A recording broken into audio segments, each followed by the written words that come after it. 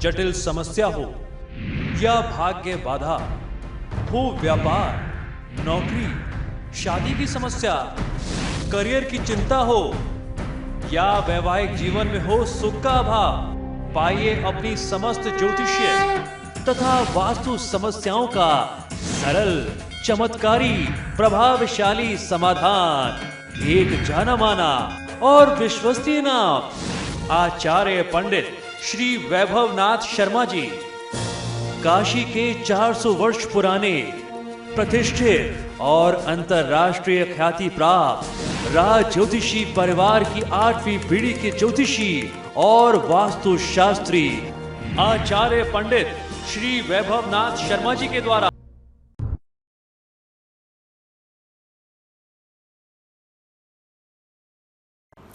नमस्कार मित्रों, मैं हूं वैभवनाथ शर्मा और आप देख रहे हैं मेरा YouTube चैनल वैभवन।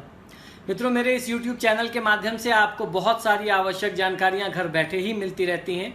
इसी क्रम में मैं आपको आज बताने जा रहा हूं जन्माष्टमी की रात में किए जाने वाले 5 बहुत ही खास और बहुत ही चमत्कारी उपाय, जिन उपायों को करके आपके जीवन के जो असंभव काम हैं वो भी संभव हो जाएंगे, वो कार्य भी पूरे होंगे और पूरे साल आपको अपरंपार सफलता मिलती रहेगी।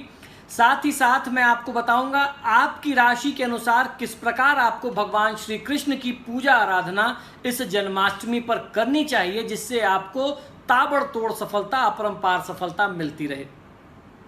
भगवान श्री कृष्ण एक अद्भुत कलाकार थे। 16 कलाओं में माहिर श्री कृष्ण ने अपने बौद्धिक बल पर दुनिया के महानतम ग्रंथ गीता को अपने उपदेशों से रचित किया। श्री कृष्ण के 2 स्वरूप थे, भौतिक और आध्यात्मिक। भौतिक रूप में उल्लास का उत्सव मनाया जाता है, जिसमें नाच गाना, गोपियों संग रास लीला मनाना इत्यादि शामिल है। कृष्ण जी का दूसरा पक्ष आध्यात्मिक है, जो बहुत ही उच्च श्रेणी का है। श्री कृष्ण ने अपने योग के दम पर विभिन्न प्रकार की कलाओं में महारत प्राप्त की। ऐसा पुराणों में वर्णित है कि जो भी व्यक्ति जन्माष्टमी का व्रत करके पूजन पाठ करता है, वे बैकुंठ धाम अर्थात विष्णु लोक को प्राप्त करता है। परंतु मेरे मतानुसार यदि किसी बालक का जन्म होता है तो सभी लोग उस दिन अनेक प्रकार के व्यंजनों का भोग लगा करके उत्सव मनाते हैं। तो फिर भगवान श्री कृष्ण के जन्म के समय हमें उपवास करने की आवश्यकता फिर क्यों है? क्या हम लोग दुखी हैं? आज के दिन मिष्ठान व्यंजनों का भोग लगा करके लोगों में वितरण करें तथा स्वयं भी प्रसाद स्वरूप उसे ग्रहण करें, सेवन करें। तभी हम प्रसन्नता के भाव प्रकट कर पाएंगे। भाद्रपद मास के कृष्ण पक्ष की अष्टमी को रात 12 बजे मथुरा नगरी के कारागार में वासुदेव जी की पत्नी देवकी के गर्भ से 16 कलाओं से संपन्न भगवान श्री कृष्ण का अवतरण हुआ था। शास्त्रों में जन्माष्टमी के लिए कुछ ऐसे विशेष उपाय बताए गए हैं जिन्हें आजमाने से असंभव काम भी संभव हो जाते हैं। आज मैं आपको इन्हीं प्रकार कुछ विशेष उपाय बताने जा रहा हूं। आप अपनी आवश्यकता अनुसार इन उपायों को आजमा करके जीवन में सफलता को प्राप्त कर सकते हैं और उनसे भी ऊपर भगवान श्री कृष्ण की कृपा प्राप्त कर सकते हैं। तो आइए जानते हैं पहला उपाय क्या है। जन्माष्टमी की रात को भगवान श्री कृष्ण को दक्षिणावर्ती शंख से अभिषेक करवाएं तथा खीर में तुलसी के पत्ते डाल करके भोग लगाएं। इससे समस्त प्रकार के सौभाग्य की और पुण्य की प्राप्ति होती है। दूसरा उपाय यह है कि जन्माष्टमी की रात भगवान श्री कृष्ण को पान का पत्ता भेंट करें। आरती के बाद इस पत्ते पर रोली से श्रींग लिख करके अपनी तिजोरी में रख लें। तिजोरी में पूरे साल भर माँ लक्ष्मी की कृपा बनी रहेगी, उनका निवास रहेगा और दरिद्रता आपका घर छोड़ देगी। तीसरा उपाय यह है कि निकट के किसी मंदिर में केले के 2 पौधे, नर और मादा, आप किसी भी नर्सरी में जाएंगे और बोलेंगे कि मुझे केले के पेड़ का जोड़ा चाहिए नर मादा का, तो वो आपको दे देंगे। वो आपको लगाना चाहिए और सिर्फ लगाना ही नहीं है, बाद में नियमित रूप से आपको उनकी देखभाल भी करनी है, उनकी सेवा भी करनी है। और जब उसमें फल आ जाए तो उस फल का प्रयोग आप स्वयं ना करें, लोगों को बांट दें, दान कर दें। और अटके हुए सारे काम पूरा करने का ये बहुत माना हुआ अचूक उपाय कह लीजिए, टोटका कह लीजिए या प्रयोग कह लीजिए, बहुत आजमाया हुआ उपाय है। मैंने कई बार आजमाया और लोग कभी आज तक निराश नहीं रहे। चौथा उपाय यह है कि जन्माष्टमी के दिन से आरंभ करके लगातार 27 दिन तक किसी भी मंदिर में नारियल अथवा मेवे वाला बादाम एलमंड्स आपको समर्पित करना चाहिए। इससे कितने भी असंभव कार्य होंगे वो पूरे हो जाएंगे। वो हर असंभव कार्य को संभव बनाने का बहुत सरल सा उपाय है।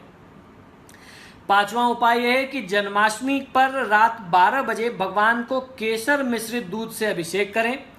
प्रसाद में उन्हें केसर तथा लौंग समर्पित करके क्लींग मंत्र की 11 माला का आपको जाप करना चाहिए। बाद में प्रसाद रूपी केसर का रोजाना नियमित रूप से नाभि तथा सिर पर आप तिलक लगाएं। इससे सभी लोगों का आकर्षण की क्षमता आपके अंदर बढ़ जाती है। किस प्रकार आपको भगवान श्री कृष्ण का पूजन स्थिति में करना चाहिए इसको आप समझ लीजिए।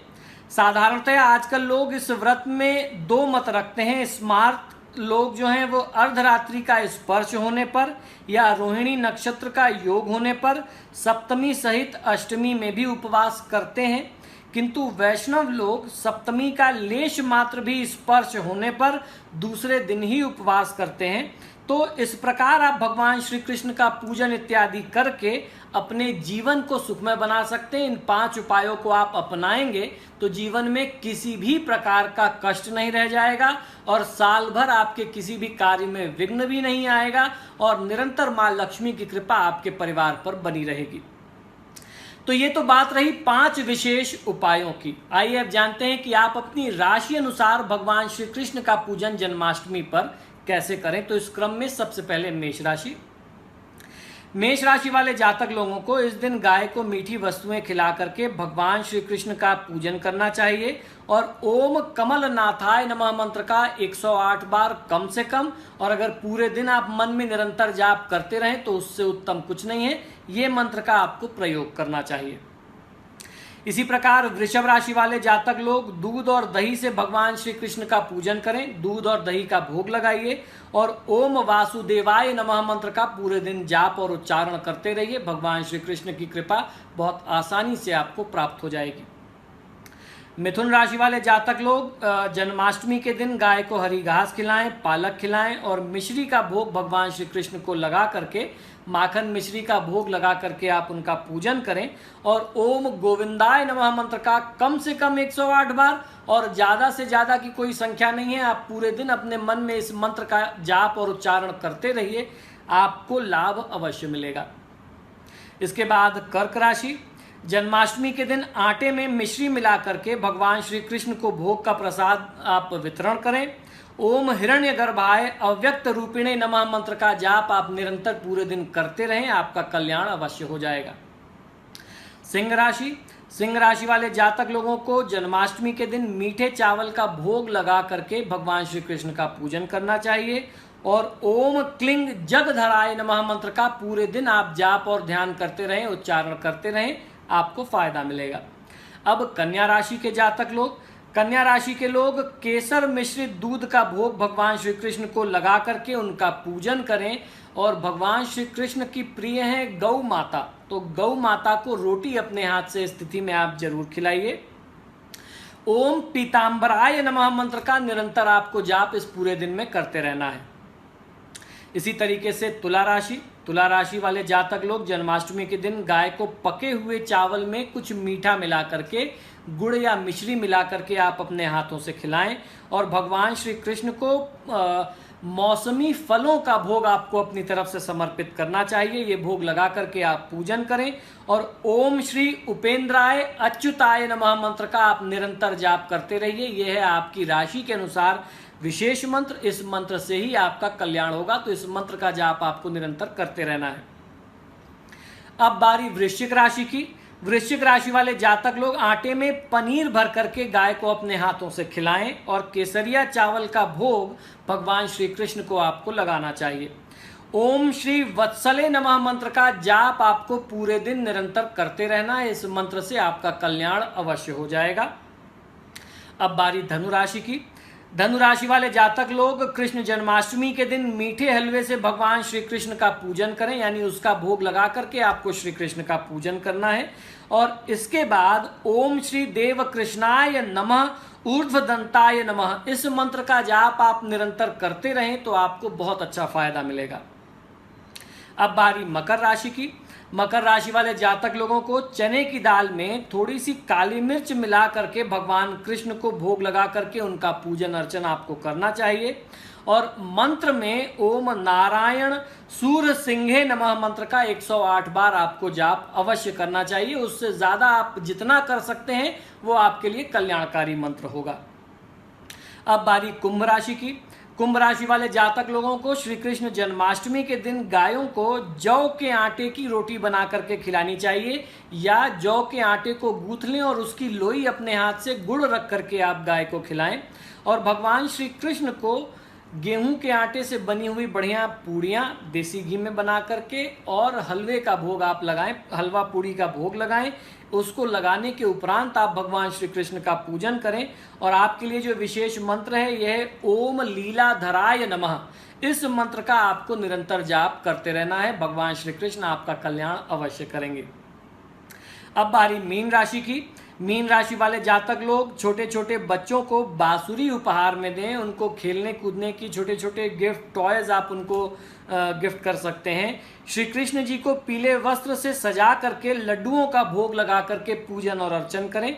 और देवकी नंदनाय नमः मंत्र का 108 बार जाप करना आपके लिए श्रेष्ठ और कल्याणकारी होगा।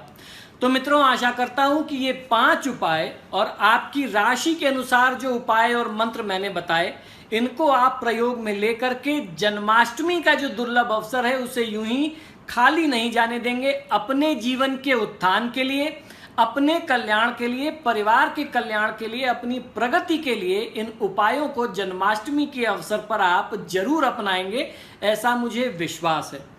आप सभी से आग्रह करता हूं कि आपने अगर अभी तक मेरा चैनल सब्सक्राइब नहीं किया है तो प्लीज इसे सब्सक्राइब करिए। और उससे भी ज्यादा जरूरी बात यह है कि आप जब भी मेरे वीडियोस देखें उन्हें लाइक और शेयर जरूर करें।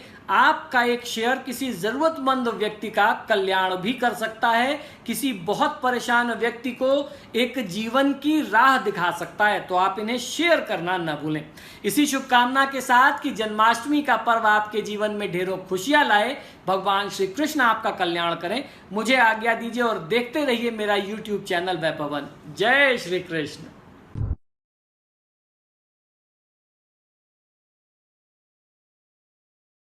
जटिल समस्या हो या भाग्य बाधा हो, व्यापार, नौकरी, शादी की समस्या, करियर की चिंता हो या वैवाहिक जीवन में हो सुख का अभाव, पाइए अपनी समस्त ज्योतिषीय तथा वास्तु समस्याओं का सरल, चमत्कारी, प्रभावशाली समाधान। एक जाना माना और विश्वसनीय नाम, आचार्य पंडित श्री वैभवनाथ शर्मा जी।